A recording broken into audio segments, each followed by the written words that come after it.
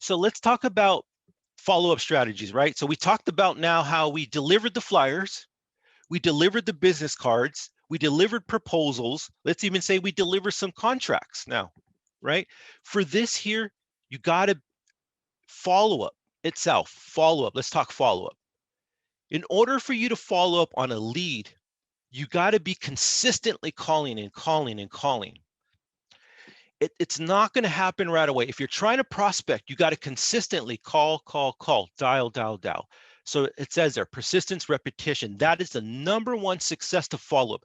If you think that you're going to reach somebody by 1 or 2 calls, that's not going to happen. You got to be persistent. It has to be a repetition thing. The phone has to become your best friend when it comes to business. If you want to fill your pipeline, if you want success, you have to be on the phone. The phone is still the number one way of closing business till today.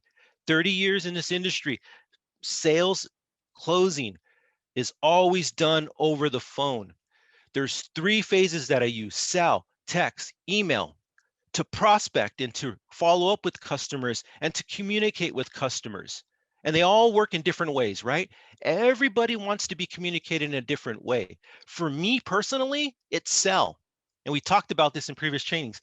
If somebody emails me, I may not follow up. It's crowded with emails, and we all go through this.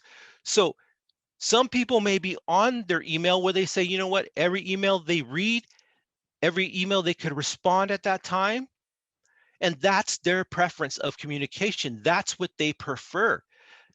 Some people will always answer their phone, always, because that's their preference of communication. Some people will only communicate via text back and forth. These are all great forms of communication, of building a relationship with the customer and building a rapport. But when it comes down to the number one thing in closing the deal, you're going to have to get on that phone. You have to get on that phone to close that deal. In any industry, the phone is the way to close the business. So you might as well get comfortable with the phone up front. And this is by prospecting, cold calling, getting comfortable with your pitch, and all of that. And that all takes time. But once again, find your customer's preference, your prospect's preference. Try different forms of communication. If you keep on calling a customer and they don't answer, text them. If you keep on emailing a customer and they're not responding, call them.